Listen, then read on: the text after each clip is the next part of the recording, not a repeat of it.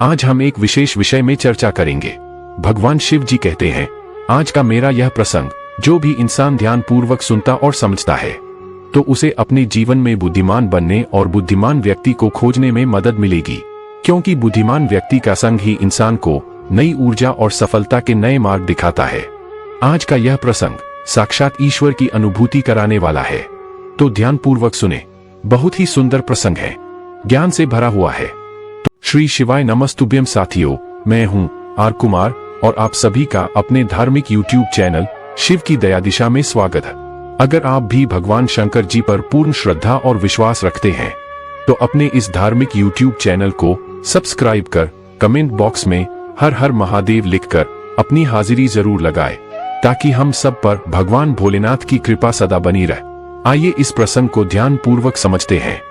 तो एक समय की बात है, एक गुरु अपने आश्रम में अपने शिष्यों को अपने जीवन की सफलता के लिए बुद्धिमान बनने की शिक्षा दे रहे थे, क्योंकि बुद्धिमान व्यक्ति ही किसी भी व्यक्ति को सफल बना सकता है। तभी एक शिष्य ने पूछा कि गुरुजी, बुद्धिमान बनने के लिए बुद्धिमान व्यक्ति को कैसे खोजें, क्योंकि इस संसार में हर इंसान का जीवन निर्मल जल की तरह बिना किसी रंग, बिना किसी ज्ञान के होता है। और शिष्य ने पूछा कि एक बुद्धिमान व्यक्ति के वह कौन से गुण होते हैं जिन गुणों को किसी व्यक्ति में देखकर उसके बुद्धिमान होने का पता लगाया जा सकता है। शिष्य की बातों को सुनकर गुरुजी ने कहा कि यह एक बहुत ही महत्वपूर्ण प्रश्न है कि सत्य की खोज कैसे की जाए।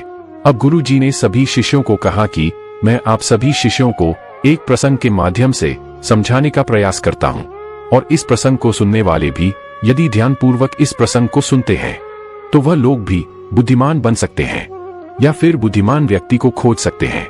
तो सभी शिष्यों ने ध्यान पूर्वक प्रसंग को सुनना शुरू किया। गुरुजी ने कहा कि एक समय की बात है, एक नगर का राजा जो कि अभी अभी नया नया राजपाट प्राप्त किया था, क्योंकि उनके पिता बुजुर्ग हो गए थे और हमेशा से ही ये प्रथा रही है कि सभी पिता उनके पास जो भी होता है वह अपने पुत्र को प्रदान करते हैं। नया नया राजपाट प्राप्त करने के बाद एक दिन राजा अपने मंत्री से कहता है कि आपको क्या लगता है, मैं इस नगर का बुद्धिमान व्यक्ति हूं कि नहीं। मंत्री भी नए नए राजा की इस प्रकार की बातों को सुनकर आश्चर्यचकित रह गया। मंत्री तो राजा के यहाँ नौकरी ही करता था। तो मंत्री ने राजा जी से कहा कि आप तो इस नगर के राजा है, तो सबसे बुद्धिमान आप ही है।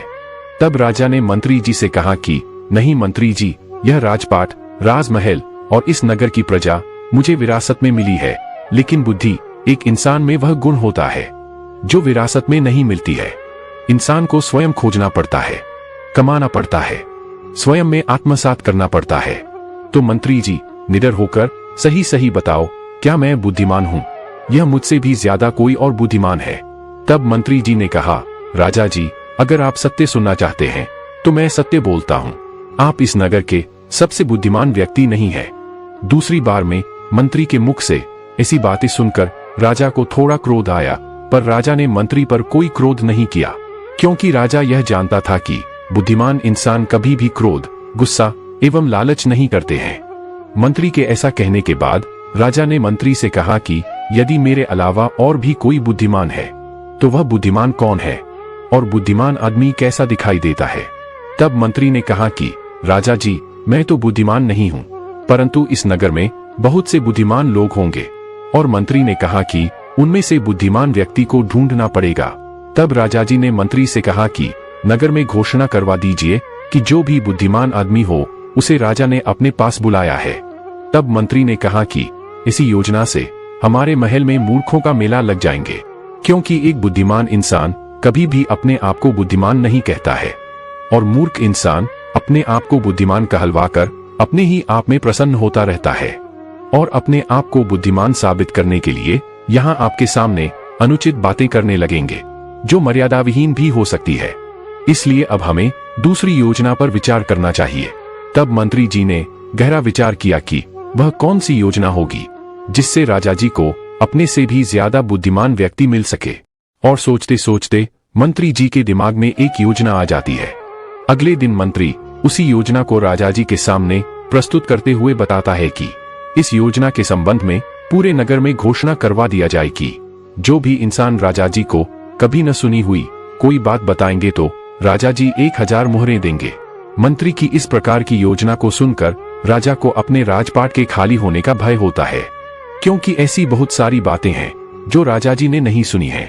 तब मंत्री ने कहा कि जब भी कोई आदमी आकर आपको कोई बात सुनाता है तो आपको कहना है कि यह बात तो पहले हमने सुन रखी है, या फिर यह बात हमने अपने पिताजी से सुन रखी है। इस प्रकार से हमें एक भी मुहरें देने की जरूरत नहीं होगी। तब राजा जी ने मंत्री से कहा कि तो फिर हम बुद्धिमान व्यक्ति की पहचान कैसे कर पाएंगे। तब मंत्री ने राजा जी से कहा कि जो भी बुद्धिमान इंसान होगा वह आपसे कोई नई बात नहीं करेगा, परंतु उसकी बातों के बाद हमारे पास अन्य कोई रास्ता नहीं बचेगा और हमें उसे मुहरें देना ही पड़ेगा। इस प्रकार से हम बुद्धिमान इंसान को पहचान कर उसे पकड़ लेंगे। तब राजा जी ने कहा कि ठीक है, इस योजना की घोषणा नगर में करवा दीजिए। जैसे ही मंत्री जी ने नगर में इस योजना की घोषणा करवाई तो नगर के अधिकांश लोग 1000 मुहरों की लालच में राजमहल की ओर आने लगे और राजा के सामने नई नई बातें बताने लगे। मंत्री द्वारा बनाई गई योजना के अनुसार राजा सभी की बातों को सुनता और उत्तर में बस यही कहता है कि यह बात तो मैंने सुनी हुई है। इस प्रकार की योजना का लाभ लेने के लिए अगल बगल के गांव से भी लोग आने लगे। वह लोग भी पुरानी से पुरानी बातें बताने लगे और कुछ लोग तो बहुत ही पुरानी बात बताने लगे, परंतु राजा सभी की बातों को सुनकर बस यही कहता है कि मैंने तो पहले ही यह बात सुन रखी है, यह मेरे लिए नई बात नहीं है। इसी प्रकार कुछ दिन बीतते हैं। फिर एक साधु उस नगर में आते हैं और नगर का हाल सन्नाटे भरा देखकर थोड़ा शंका करने लगते हैं। फिर साधु देखते हैं कि सभी लोग राजमहल की ओर जा रहे होते हैं, कोई भी अपने काम में ध्यान नहीं लगाता है। इसलिए साधु भी इस बात को जानने के लिए राजा के दरबार में आते हैं। साधु जी ने राजा का अभिवादन करते हुए कहा कि हे राजन, आपके दरबार में आपको नई बात बताने पर आप मुहरें बांटते हैं। तब राजा ने कहा कि यह बात सत्य है। बात ऐसी होनी चाहिए कि जो हमने कभी सुनी ना हो और एकदम नई हो। तब साधु जी ने राजा से कहा कि मेरी एक बात है जिसके बारे में आप बिल्कुल भी नहीं जानते हैं। तब राजा ने कहा कि बताइए। साधु जी कहते हैं कि मेरे दादाजी ने मुझसे एक बात कही थी कि हमारे परदादा के पास बहुत सारा धन दौलत हुआ करता था। उस समय आपके परदादा हिमान सिंह जी इस नगर के राजा हुआ करते थे। उस समय पर एक बार नगर में अकाल पड़ जाने के कारण प्रजा का काफी नुकसान हुआ था और राजघराने के कोष में काफी कमी आ गई थी। तब आपके परदादा जी मेरे दादा के परदादा जी से अपनी अर्थव्यवस्था सुधारने के लिए 2000 सोने की मुहर, उस जमाने में मेरे दादाजी हमेशा कहा करते थे कि यदि हिमान सिंह जी मेरे पिता के पिताजी से लिए हुए 2000 मुहरें लौटा देते तो हम कभी गरीब नहीं रहते। अब राजा जी आप ही देखिए, मेरे दादा के परदादा जी आपके परदादाजी की मदद करने के कारण हमारे परदादाजी गरीब हो गए। फिर वही गरीबी हमारे दादाजी के जीवन में भी रही और यही गरीबी अब मेरे जीवन में भी है। जब मेरा जन्म एक गरीब परिवार में हुआ तो मैं साधु बन गया। जब मैंने नगर में आपकी इस घोषणा को सुना तो मुझे आभास हुआ कि आप अपने परदादाजी के कर्तव्य को पूरा करना चाहते हैं, परंतु मुझे यकीन है कि आप मुझे यह मुहरें नहीं देंगे, क्योंकि आपने यह बात सुनी ही नहीं होगी, क्योंकि आपका जन्म तो आपके पिताजी से हुआ है और यह बात आपके पिताजी के पिताजी की है, जो आपके जन्म से पूर्व ही स्वर्ग सिधार गए थे। लेकिन आपने घोषणा में कहा है कि आपको कोई नई बात बताने पर आप इनाम के रूप में 1000 मोहरें देंगे। इसलिए मैं आपको यह बात बताने के लिए आया था ताकि आपको इतनी पुरानी बात का पता चले। इस प्रकार राजा जी और मंत्री के द्वारा साधु की बातों को बड़े ही ध्यान से सुना गया।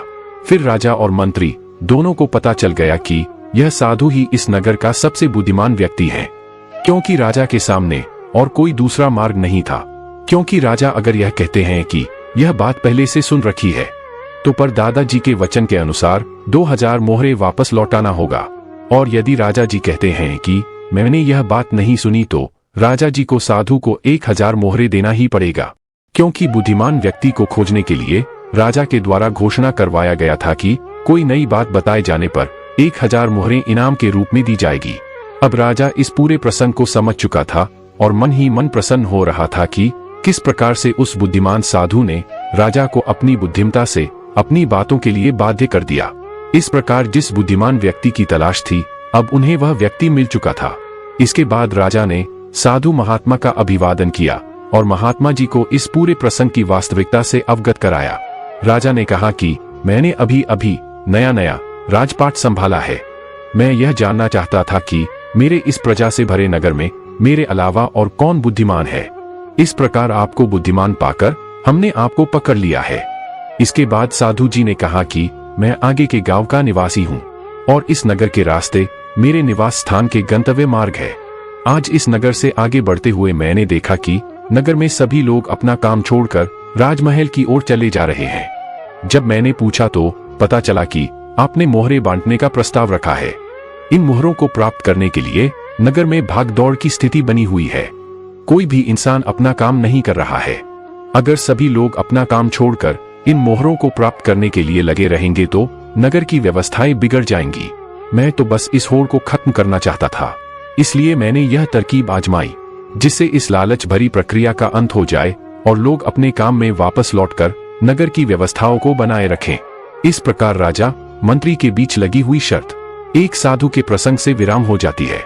इसके बाद राजा जी ने साधु महात्मा जी से पूछा कि एक बुद्धिमान आदमी कैसा होता है और उसमें कौन कौन से गुण होते हैं जिससे उसकी पहचान की जा सके।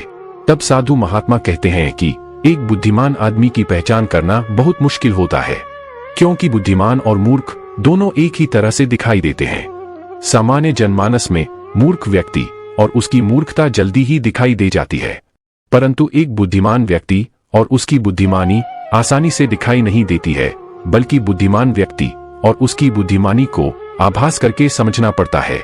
मैं आपको कुछ विशेष लक्षणों के बारे में बताता हूं, जिन लक्षणों को यदि किसी व्यक्ति में महसूस किया जाता है तो वास्तव में वह व्यक्ति बुद्धिमान व्यक्ति की श्रेणी में आता है। अब ध्यान से सुनिए। एक बुद्धिमान आदमी सबसे पहले उद्देश्यों को बहुत ही व्यवस्थित ढंग से समझता है, फिर उसके अनुरूप ही कार्य करता है। एक बुद्धिमान आदमी अपने सभी कार्यों को समय से करता है। वह अपने फालतू के समय को भी अपने उद्देश्यों को पूर्ण करने के लिए उपयोग करता है। एक बुद्धिमान आदमी अपने समय को अपने धन से अधिक महत्व देता है। एक बुद्धिमान आदमी अपने काम को कभी भी कल पर नहीं टालता है। वह अपने कार्य को सुनिश्चित समय के अंदर पूर्ण करता है। एक बुद्धिमान आदमी कभी भी आंख बंद करके दूसरों पर भरोसा नहीं करता है। वह अपने काम को अपने नियमों के अनुसार करता है। एक बुद्धिमान आदमी हमेशा मितभाषी होता है। जितनी आवश्यकता होती है उतना ही बोलता है, अर्थात कम बोलता है और सुनता अधिक है। एक बुद्धिमान आदमी लोगों की सफलताओं, असफलताओं और अच्छे बुरे समय से सीख लेकर अपने लक्ष्य को प्राप्त करता है। एक बुद्धिमान आदमी कभी भी क्रोध, लोभ और लालच नहीं करता, हमेशा ही संभाव में अपना कार्य करता है। एक बुद्धिमान आदमी हमेशा शांत, शीतल एवं निर्मल होता है। एक बुद्धिमान आदमी हमेशा अपने लक्ष्यों एवं लक्ष्य प्राप्ति के प्रक्रियाओं को हमेशा अपने मन में रखता है और अपना काम करता है। एक बुद्धिमान व्यक्ति कभी भी भावुक भाव में नहीं होता है, वह हमेशा संभाव में होता है। अपने कार्य के बारे में किसी को कुछ भी नहीं बताता है, शांत मन से अपना काम करता है। एक बुद्धिमान व्यक्ति अपने से छोटों और अपने से बड़ों सभी से एक बराबर बात करता है, ताकि लोगों की मनोचित्र को समझकर अपनी योग्यता को और मजबूत कर सकें। एक बुद्धिमान आदमी कभी भी ढिंढोरा पीटकर कोई काम नहीं करता है। उसका काम सदा ही जनमानस के कल्याण के लिए होता है। एक बुद्धिमान आदमी की सबसे बड़ी पहचान यह होती है कि वह कभी भी अपने आप को बुद्धिमान नहीं समझता है, हमेशा ही ज्ञान प्राप्त करने के लिए तत्पर रहता है और हमेशा ही नए नए कामों को करने के लिए तैयार रहता है। एक बुद्धिमान आदमी के आखिरी और सबसे महत्वपूर्ण गुण होता है कि उसमें माता के समान धैर्य, सच्चे मित्र के समान साहस और एक गुरु के बराबर ज्ञान होता है। इस प्रकार से साधु जी ने राजा को बुद्धिमान व्यक्ति को पहचान कराने वाले गुणों के बारे में बताया, और इन्हीं गुणों को ध्यान में रखकर अगर हम भी अपने सामान्य जीवन में लोगों का चयन करते हैं तो हमें भी बुद्धिमान लोगों की संगत प्राप्त हो सकती है, जो हमारे जीवन की सफलता में अहम भूमिका निभाती है। किसी ने बड़े कमाल की बात कही है, जिंदगी हमेशा अपने हिसाब से जियो। अगर लोगों के हिसाब से जियोगे तो ना लोगों के रहोगे और ना ही खुद के रहोगे। तो दोस्तों, यह तो था एक बुद्धिमान व्यक्ति की खोज से जुड़ा हुआ ज्ञानवर्धक प्रसंग। मुझे पूर्ण विश्वास है कि इस प्रसंग से आपकी भक्ति को बल प्रदान हुआ होगा। इसीलिए हमेशा मैं कहता हूँ, बुद्धि है तो बुद्धिमान बनिए, और अगर बुद्धि नहीं है तो बुद्धिमान पास रखिए। जय जय श्री राधे, श्री शिवाय नमस्तुभ्यं, हर हर महादेव। फिर मिलेंगे अगले प्रसंग में।